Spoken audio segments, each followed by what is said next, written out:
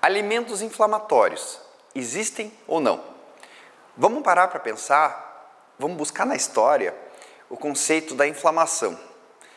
1994, o Brasil ganhava a Copa do Mundo, mas também se descobria a leptina. O que é a leptina? A leptina é um sinalizador endócrino. A leptina faz com que, secretada pelo nosso tecido adiposo, portanto uma adipocina, a leptina é capaz de sinalizar ao nosso corpo que estamos saciados. Vamos partir daí.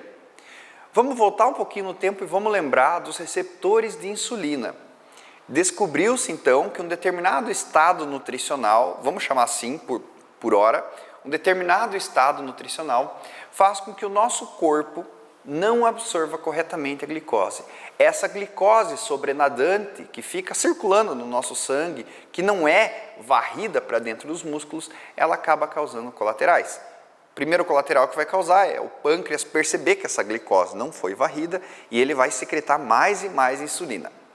Bem, o que isso tem a ver com inflamação? Tem a ver que uma moléculazinha chamada TNF-alfa, o fator de necrose tumoral alfa, essa moléculazinha vai lá na face citosólica do nosso receptor celular e suja ele. Sujando o receptor, a face citosólica do receptor de insulina, a insulina não consegue sinalizar. Então veja que interessante, eu tenho um estado nutricional com sobrepeso e obesidade, de modo que o meu tecido adiposo começa a secretar substâncias, essas substâncias interrompem não só a absorção de glicose pelos meus músculos, essa substância também interrompe a saciedade que a leptina, pelo mesmo tecido adiposo, é mandada para o hipotálamo. O meu corpo entra num estado de quarentena, ele fala, opa, aqui tem um excesso de alguma coisa, porque está chegando essa molécula pró-inflamatória, TNF-alfa, e eu preciso fechar as portas. A gente está tendo um ataque aqui, porque a inflamação, ela é boa. Vamos lembrar sempre disso. O que não é bom é o excesso de inflamação. O que não é bom é a inflamação que não se resolve, a gente fala.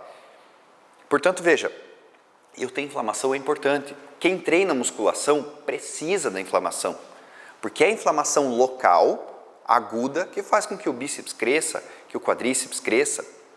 Mas a inflamação crônica, de baixo grau, que não se resolve, ela acaba poluindo outros tecidos.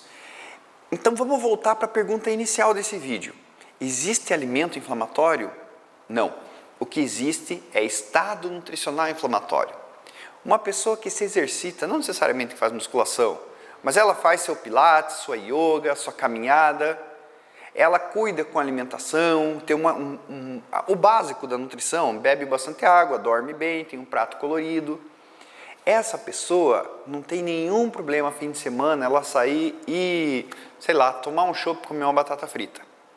Na verdade, isso tem importância para ela. E aqui a gente fala de saúde mental. Se para ela é importante, porque a vida não é só fazer dieta, né? Então veja, essa pessoa ela precisa, ela vai estar, por exemplo, vamos pensar na microbiota, ela vai estar com a microbiota resiliente, isso é um termo técnico. Então, a resiliência da microbiota, como se fosse o papel elástico da microbiota, vai sofrer o impacto dessa batata frita, mas segunda-feira volta ao normal, a produção de muco dela está boa. Portanto, retomando a nossa pergunta, existe alimento pró-inflamatório? Existe alimento inflamatório? Não, não existe. Desde que você não esteja falando de um padrão alimentar. Vamos pensar ao contrário, a pessoa come a batata frita e toma chopp todo dia. Mas uma vez por semana ela decide comer brócolis. Faz diferença? Não faz diferença.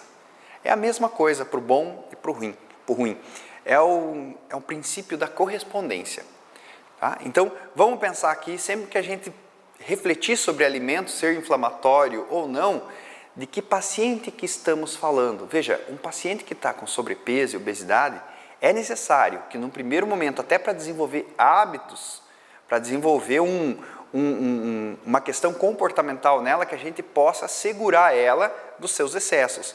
Mas no segundo momento não, inclusive ela pode ver isso como uma bonificação, mas aí a gente entra num outro setor.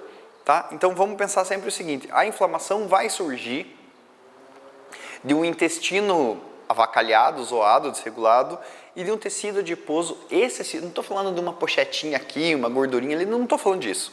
Isso daí a gente vai cair no padrão de beleza imposto também. Mas vamos pensar aqui que a gente está falando de obesidade, sobrepeso. Para essas pessoas, sim, existe alimento pró-inflamatório. E se você gostou desse conteúdo, não esquece de dar uma olhadinha nas pós-graduações da Uniguaçu. A gente tem bastante conteúdo e as aulas são desse nível para cima. Te vejo em sala de aula.